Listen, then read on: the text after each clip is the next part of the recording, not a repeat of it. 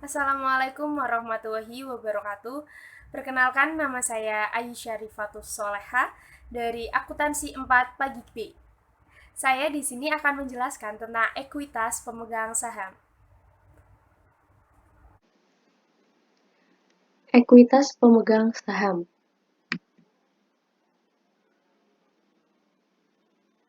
Laba ditahan. Laba ditahan merupakan sebagian atau seluruh laba yang diperoleh perusahaan yang tidak dibagikan kepada para pemegang saham dalam bentuk dividen. Setiap laba yang tidak dibagikan kepada para pemegang saham akan menjadi tambahan ekuitas pemegang saham.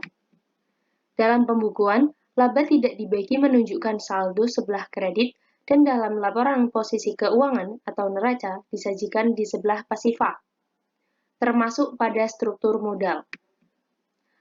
Laba tidak dibagi dapat digunakan untuk 1. Pembayaran dividen kepada para pemegang saham, yang kedua penutupan kerugian, yang ketiga cadangan untuk tujuan tertentu, yang keempat rekapitulasi. Kebijakan dividen.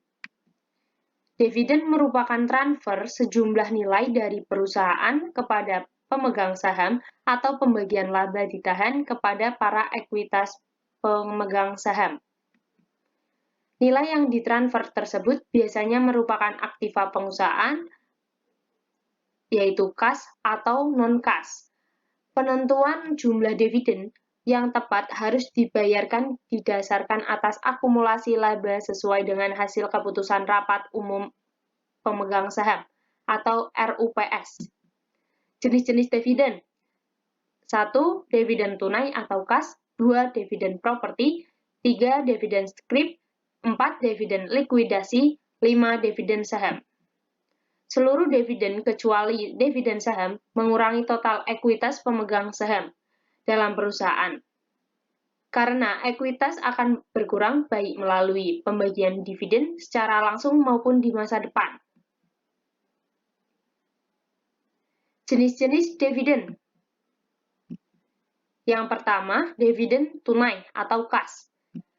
Dividen tunai adalah dividen yang dibayarkan kepada para pemegang saham berupa uang tunai. Contoh, pada tanggal 20 Desember 2005, Ichcrom mengumumkan pembagian dividen sebesar 1.000 untuk setiap lembar saham biasa yang beredar sebanyak 1.000 lembar, yang akan dibayarkan pada tanggal 20 Januari 2006. Pengumuman dividen tersebut dicatat tanggal 28 Desember 2005. Ayat jurnal untuk mencatat transaksi tersebut sebagai berikut. Tanggal 20 Desember 2005, transaksinya adalah pengumuman dividen.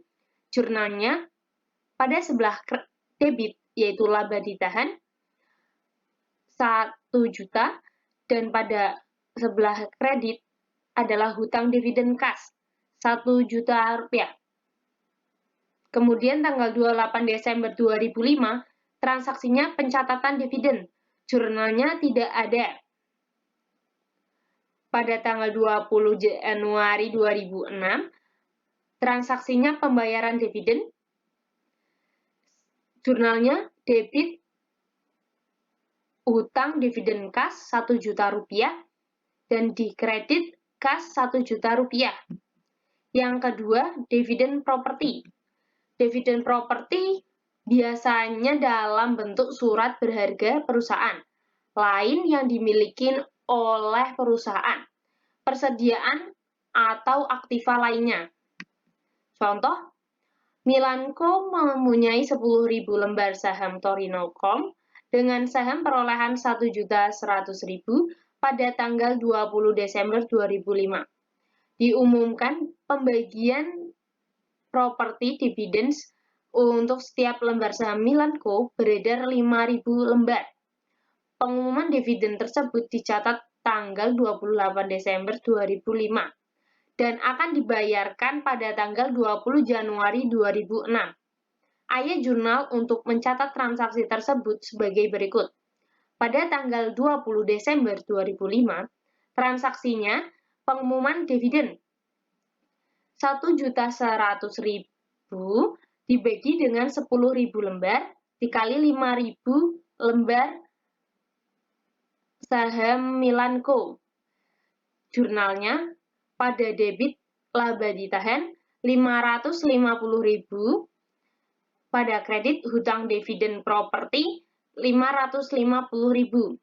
550.000 itu hasil dari perkalian 1.100.000 dibagi 10.000 dikali 5.000 lembar. Kemudian tanggal 20 Desember 2005, transaksinya yaitu pencatatan keuntungan, yaitu 5.000 lembar dikali 10 rupiah. Di debit itu ada investasi saham PTX 50.000, kreditnya keuntungan yang belum direalisasi 50.000. Dan di tanggal 28 Desember 2005, pencatatan dividen. Jurnalnya tidak ada jurnal. Pada tanggal 20 Januari 2006, transaksinya pembayaran dividen. Debitnya hutang dividen properti 550.000. Kreditnya investasi saham PTX 550.000. Yang ketiga yaitu dividen scrip atau dividen hutang, yaitu janji tertulis untuk membayar sejumlah tertentu di waktu yang akan datang. Hal ini disebabkan saldo kas yang ada tidak cukup. Dividen ini bisa berbunga, bisa juga tidak berbunga. Contoh, pada tanggal 20 Desember 2005 diumumkan pembagian dividen dalam bentuk wesel promise sebesar 1 juta rupiah, bunga 10% per tahun.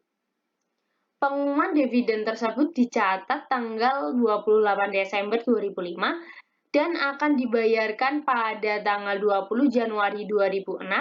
Ayat jurnal untuk mencatat transaksi tersebut sebagai berikut.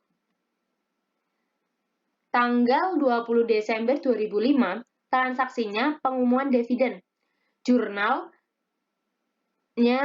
debit laba ditahan dividen scrip 1 juta rupiah, kemudian di kredit ada wesel bayar 1 juta rupiah. Kemudian di tanggal 28 Desember 2005, transaksinya yaitu pencatatan dividen. Jurnalnya tidak ada jurnal. Kemudian di tanggal 28 Januari 2006, pembayaran dividen. Jurnalnya di debit ada wesel bayar 1 juta rupiah. Kemudian biaya bunga juga di debit itu 8.333 rupiah, itu didapatkan dari 10% per tahun dikali 1 juta rupiah. Kemudian di kredit ada kas 1.008.333 rupiah. Yang keempat, dividen likuidasi. Dividen likuidasi adalah dividen yang sebagian merupakan pengembangan modal dan bukan dari laba ditahan. Contoh, pada tanggal 20 Desember 2005, Lorenco menerbitkan dividen kepada para pemegang saham sebesar Rp1.200.000. Pengumuman dividen tunai ini menyatakan bahwa 900.000 harus dipertimbangkan sebagai laba dan sisanya merupakan pengembalian modal. Pengumuman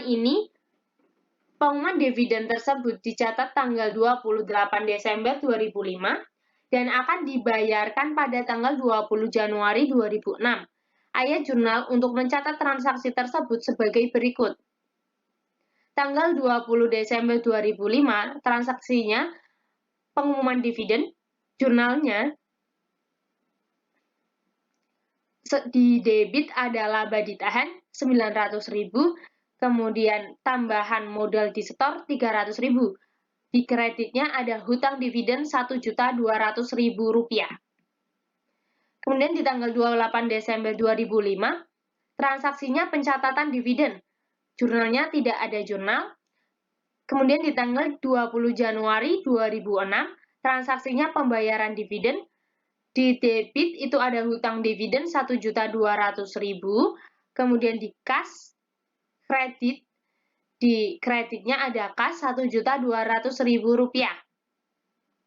Yang kelima, dividen saham. Pembagian tambahan saham tanpa dipungut bayaran kepada para pemegang saham sebanding dengan saham-saham yang dimiliki. Tujuannya, yang pertama untuk menahan laba secara tetap, yaitu dengan mengkapitalisir laba tidak dibagi dan dikreditkan modal saham. Yang kedua, pembagian dividen tanpa menggunakan pembayaran tunai atau aktiva yang diperlukan untuk modal, kerja, dan ekspansi. Dan yang ketiga, untuk menaikkan jumlah lembar saham yang beredar sehingga harga pasarnya akan turun. Ukuran dividen saham. Yang pertama ada dividen saham kecil atau kurang dari 20% dari saham perusahaan yang diterbitkan, dicatat pada nilai pasar wajar. Yang kedua, ada dividen saham besar atau lebih dari 20-25% dari saham perusahaan yang diterbitkan, dicatat pada nilai nominal. Ada contoh di sini, yaitu Melancom memiliki 50.000 saham yang diterbitkan dan beredar. Nilai saham senilai 10 per saham dan nilai pasarnya sebesar $15 per saham. Kemudian kita lihat di jurnalnya,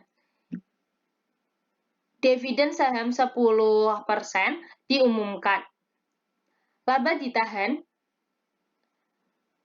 Tadi kan memiliki 50.000 saham. 50.000 saham itu dikali 10% dikali 15. 15 ini adalah nilai pasar. Nilai pasar 10% ini dividen saham 10% yang diumumkan. Kemudian hasilnya 75.000. Itu berada di debit. Sedangkan di kredit ada dividen saham biasa yang dapat didistribusikan, yaitu 50.000. Kemudian premi saham biasa itu ada 25.000. Saham yang diterbitkan. Di debit ada dividen saham biasa yang dapat didistribusikan, yaitu 50.000. Modal saham biasa itu 50.000. Penyajian laporannya saham biasa 500.000. Kemudian dividen saham biasa yang dapat didistribusikan 50.000. Jadinya 550.000. Dividen saham dapat dibagikan dengan cara yang pertama, saham biasa. Dividen saham berupa saham yang jenisnya sama. Saham biasa itu dividen saham berupa saham yang jenisnya sama. Yang pertama itu dividen saham biasa untuk pemegang saham biasa. Kemudian dividen saham prioritas untuk pemegang saham prioritas.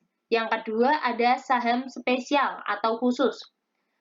Dividen saham berupa saham yang jenisnya berbeda. Yang pertama, dividen saham prioritas untuk pemegang saham biasa. Dividen saham biasa untuk pemegang saham prioritas. Di sini ada dividen saham biasa. Yang pertama, dicatat sebesar harga pasar pada saat saham dibagi. Kan ada transaksi pada tanggal 20 Desember 2005. Pengumuman dividen saham sebesar 10% untuk pemegang saham biasa. Jurnalnya pada debit itu laba ditahan Rp110.000. Di kreditnya hutang dividen saham Rp100.000. Agio sahamnya Rp10.000. Rp10.000 ini dari 10% dari hutang dividen saham. Jadi laba yang ditahan 110.000. Pencatatan dividen. Jurnalnya tidak ada. Kemudian pada tanggal 20 Januari 2006 itu pembayaran dividen. Di debit ada hutang dividen saham 100.000, kemudian di kreditnya modal saham biasa 100.000. Nah, yang kedua ini ada dicatat sebesar nilai nominal pada saat saham dibagi. Transaksinya pada tanggal 20 Desember adalah pengumuman dividen saham biasa sebesar 50% untuk pemegang saham biasa. Harga saham biasa menurun menjadi 75 per lembar. Jurnalnya, laba ditahan 500.000, kemudian di kredit itu ada hutang dividen saham 500.000. Pencatatan dividennya tidak ada jurnal. Pada tanggal 20 Januari 2006, pembayaran dividen itu debit ada hutang dividen saham 500.000, kemudian di kredit modal saham biasa 500.000. Misalkan pimpinan perusahaan menginginkan untuk mengkapitalisasi sesuai dengan penjualan modal saham biasa, yaitu dengan agio 15 per lembar. Nah, di sini tanggal 20 Desember ada transaksi pengumuman dividen saham biasa sebesar 50% untuk pemegang saham biasa. Harga saham biasa menurun menjadi 75 per lembar. Hutang dividen sahamnya kan 500.000. Kemudian 75 per lembar. Satu lembarnya itu kan 1.000. Jadi 75 dikali 1.000 menjadi kredit agio saham 75.000. Kemudian di debit laba ditahan 575.000. Tanggal 28 Desember 2005 pencatatan dividen. Tidak ada jurnal. Kemudian tanggal 20 Januari 2006 pembayaran dividen. Hutang dividen saham berada di sebelah debit itu 500.000. Di kreditnya modal saham biasa 500.000. Saham prioritas. Saham prioritas dicatat sebesar harga pasar pada saat saham dibagi. Transaksi pada tanggal 20 Desember 2005, pengumuman dividen saham biasa sebesar 20% dari saham yang beredar untuk pemegang saham biasa dan prioritas. 20% dikali 15.000 lembar, sama dengan 3.000 lembar. Nah, di jurnalnya, laba ditahan di sebelah debit, hutang dividen saham ada di kredit, agio saham ada di kredit. Hutang dividen sahamnya itu 300.000, kemudian dari 300.000 itu ada agio saham. Agio sahamnya tadi sudah dihitung menjadi 30.000, jadi laba ditahannya itu ada 330.000. Tanggal 28 Desember, pencatatan dividen tidak ada jurnal. Kemudian di tanggal 20 Januari 2006, pembayaran dividen. Dari hutang dividen saham, di debit ini ada hutang dividen saham 300.000. Kemudian di kredit modal saham biasa 300.000. Pemecahan saham atau stock split. Pertama, untuk mengurangi nilai pasar saham. Kedua, tidak ada jurnal dicatat untuk pemecahan saham. Ketiga, menurunkan nilai nominal dan meningkatkan jumlah saham. Ilustrasinya seperti ini. Asumsi Milan Corporation memecah 50.000 lembar saham biasanya atas dasar 2 untuk 1. Nah, bisa dilihat di sini. Equity, share capital, ordinary, itu 500.000 sebelum pemecahan dan ini setelah pemecahan. Terus share premium, ordinary itu 0. Kemudian retained earning itu 300.000, 300.000.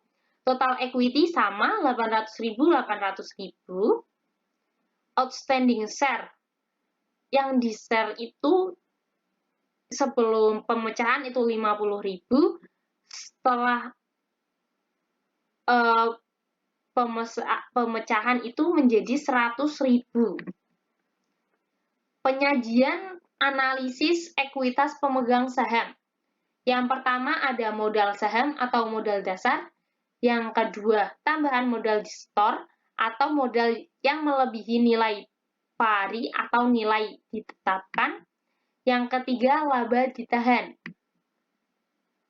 Dua kategori yang pertama, yaitu modal saham dan tambahan modal di store, merupakan modal kontribusi atau di store.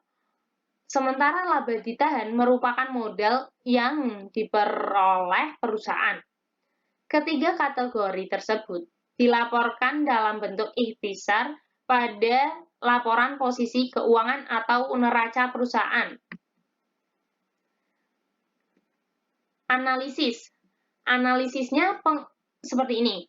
Pengembalian atas ekuitas pemegang saham sama dengan laba bersih dikurangi dividen saham preferred dibagi rata-rata pemegang saham biasa. Rasio ini menunjukkan berapa dolar dari laba bersih perusahaan yang diperoleh untuk setiap dolar yang diinvestasikan pada pemegang saham. Nah, contohnya seperti ini. Saldo awal ekuitas pemegang saham biasa 10.663 juta euro dan saldo akhirnya adalah 10.161 juta euro. Laba bersihnya adalah 1,271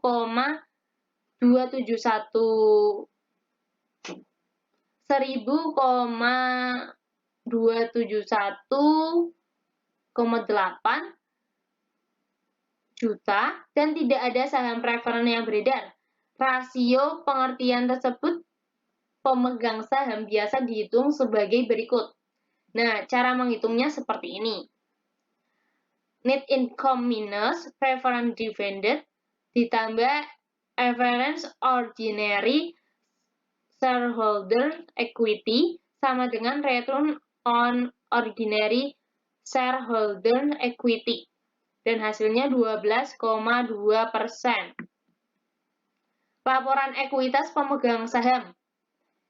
Ada saldo pada awal periode, penambahan, pengurangan, kemudian saldo pada akhir periode. Ekuitas pemegang saham, dan laba ditahan. Memahami US GAAP, melihat kunci sampai melihat ke depan. Melihat kunci yang pertama yaitu seperti tercantum pada bab ini, berdasarkan IFRS, istilah cadangan sering digunakan untuk menggambarkan akun ekuitas selain yang timbul dari modal kontribusi. Ini paling sering meliputi laba komprehensif seperti surplus revaluasi dan perbedaan nilai wajar, tetapi juga kadang-kadang digunakan untuk laba ditahan. GAAP selalu tidak mendukung penggunaan cadangan dalam konteks apapun. Berdasarkan GAAP, item laba komprehensif dilaporkan dalam bagian ekuitas pada laporan posisi keuangan dalam garis berlabel akumulasi laba komprehensif lainnya. Kemudian ini ada contoh. Sudah bisa kalian lihat sendiri ya contohnya. Kemudian yang ketiga ini adalah perbedaan utama antara IFRS dan GAAP berkaitan dengan akun surplus penilaian kembali. Surplus penilaian kembali muncul berdasarkan IFRS karena perusahaan diizinkan untuk merevaluasi aktiva tetap, pabrik, dan peralatannya untuk nilai wajar dalam keadaan tertentu. Akun ini merupakan bagian dari cadangan umum berdasarkan IFRS dan tidak dipertimbangkan modal kontribusi. Dan yang keempat itu ada IFRS kadang-kadang menggunakan istilah-istilah seperti laba ditahan atau akumulasi keuntungan atau kerugian untuk menggambarkan laba ditahan. Istilah laba ditahan juga sering digunakan seperti umumnya di bawah GAAP. Melihat ke depan, IASB dan FASB saat ini bekerja sama sebuah proyek yang berkaitan dengan penyajian laporan keuangan. Bagian penting dari penelitian ini adalah untuk menentukan apakah item baris tertentu, subtotal, dan total harus didefinisikan secara jelas dan diperlukan untuk disampaikan dalam laporan keuangan. Sebagai contoh, ada kemungkinan bahwa laporan ekuitas pemegang saham dan penyajian akan diteliti dengan seksama. Sangat menarik untuk dicatat bahwa dalam penyajian laporan posisi keuangan yang diusulkan yang diterbitkan sebagai hasil dari proyek ini, istilah cadangan seperti disebutkan umumnya digunakan berdasarkan IFRS, digantikan oleh frase akumulasi laba komprehensif lain-lain yang digunakan di bawah GAAP. Terima kasih sudah mendengarkan penjelasan saya. Mohon maaf apabila ada kata kurang berkenan. Cukup sekian presentasi dari saya. Apabila ada kata yang kurang berkenan, mohon maaf. Terima kasih. Wassalamualaikum warahmatullahi wabarakatuh.